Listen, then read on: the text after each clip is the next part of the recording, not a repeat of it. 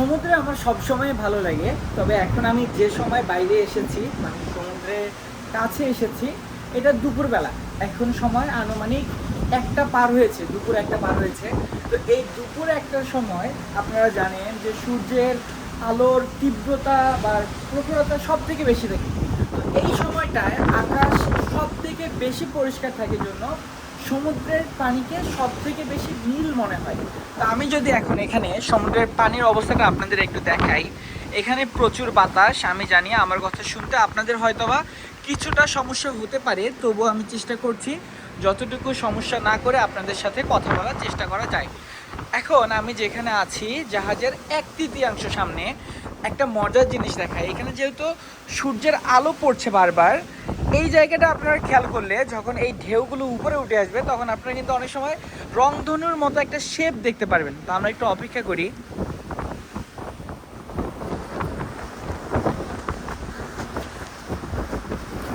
Sorry, আমার camera খোলা হয়ে গেছিলো, তাই এটাকে একটু ক্লিন করলাম। এখানে দেখেন পানির বেগটা অনেক বেশি, তার এখন জাহাজ খুব দ্রুতই চলছে।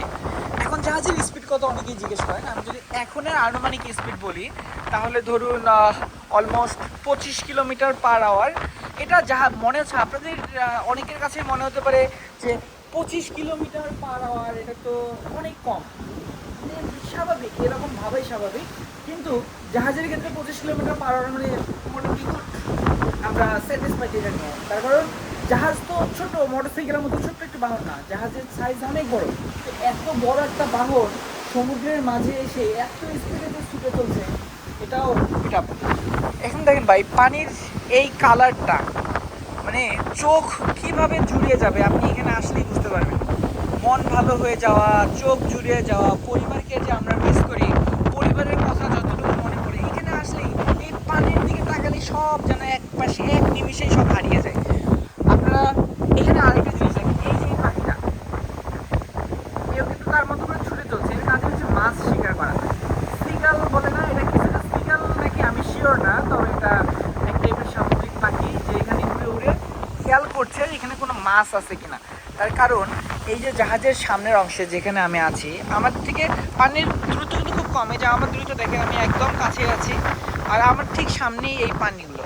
আর পানিতে এখন যেহেতু মোশনটা অনেক বেশি, ও এই মোশনের মাঝে মাছগুলো, এই যে ফ্লাইং ফিশ, আজকে আমি আপনাদের ফ্লাইং ফিশকেই দেখাবো। দেখি একটু খেয়াল করি, এখানে আমি বেশ কিছু ফ্লাইং ফিশ দেখছিলাম খুঁজে। এখানে ভাই আমি আগে বলেছি ফ্লাইং ফিশ অনেক চালাক, টুপ করে ডুব দিয়ে আবার পানির নিচে তলিয়ে যায়। এখন ধরুন এই যে এত দূরে এসে একটা ফ্লাইং ফিশ টুপ করে লাফ দিয়েছে, এটা ক্যামেরায় তো অত ভালো বোঝা যাওয়া বুঝতে পারার কথা না। আমি তারপরেও যখনই সুযোগ পাই অবশ্যই আপনাদের ফ্লাইং ফিশকে দেখিয়ে দিব। আমরা আরও কাছে চলে এসেছি। যদি আমার কথা বুঝতে বাতাসের জন্য কোনো সমস্যা হয়ে থাকে তাহলে মাফ করবেন, তার কারণ আজকে আমি মাইক্রোফোন ছাড়াই বাইরে চলে এসেছি, এজন্য হয়তো বা যেহেতু এখানে বাতাস অনেক বেশি, অনেক বেশি বলতে কত বেশি সেটা আমাকে দেখলে হয়তো বা আমার চুল পর্যন্ত আপনি বুঝতে পারবেন। তখন সবেমাত্র ডিউটি থেকে এখানে বাইরে এসেছিলাম, কিন্তু তার আমার ড্রেসের অবস্থা খুবই খারাপ, চেহারার অবস্থা খুবই খারাপ, চুলের অবস্থা খুবই খারাপ, সব কিছু মিলেই একটু অদ্ভুত লাগছে। তবু আমি দেখি কোনো ফ্লাইং ফিশ দেখতে পাওয়া যায় কিনা। এই জায়গার পানিটা একটু দেখেন, কিছুটা কালচে মনে হচ্ছে, তার কারণ এই জায়গা হয়তো বা মেঘ, আমাদের উপরে মেঘের জন্য এই কালারটা একরকম মনে হচ্ছে। আবার এইদিকে যদি দেখি তাহলে এইদিকে কালারটা আরেকটু অন্যরকম মনে হচ্ছে। আর ওই যে বাতাসের জন্য এই পাখিগুলো যেগুলো আছে এটা কন্টিনিউ এভাবে ঘুরছে, কোনো ফ্লাইং ফিশ তাদের চোখে। এই যে পাখিটা দেখেন, এই দেখি কোনো মাছ নেই কিনা, অনেক দূর থেকে দেখছি তো। এই যে আমরা কিছুক্ষণ ট্রাই করি, দেখি যেহেতু পানির কাছে চলে এসেছে হয়তো কিছু দেখতে পেয়েছে, এই কোনো মাছ ধরতে পারে কিনা দেখি। এখনো হচ্ছে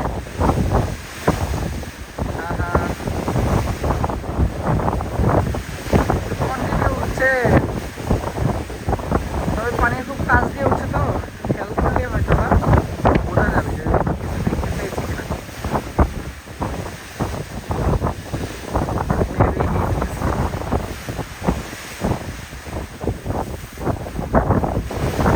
হচ্ছে আপনারা পাখিটাকে দেখতে পাচ্ছেন।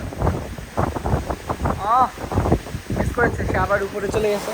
হয়তো বা কোনো একটা মাছকে দূর থেকে খেয়াল করেছিল, ধরতে যাওয়ার আগে গিয়ে মাছ সেখান থেকে পালিয়ে গেছে। ঠিক আছে, সবাই অনেক বেশি ভালো থাকবেন। সমুদ্র জীবনটা এরকমই, অনেক সুন্দর, অনেক কষ্টের সুন্দর। তো সবাই অনেক বেশি ভালো থাকবেন। এতক্ষণ সাথে ছিলাম আমি হৃদয়। ফেসবুক, ইউটিউব, টিকটক সব জায়গায় সেম নামে আমার পেজ আর চ্যানেল আছে, তাহলে সেখানে ফলো অথবা সাবস্ক্রাইব করে জানিয়ে দিতে পারেন আমার ভিডিওগুলো কেমন লাগে, আপনি কী নিয়ে ভিডিও চান। ধন্যবাদ, আসসালামু আলাইকুম।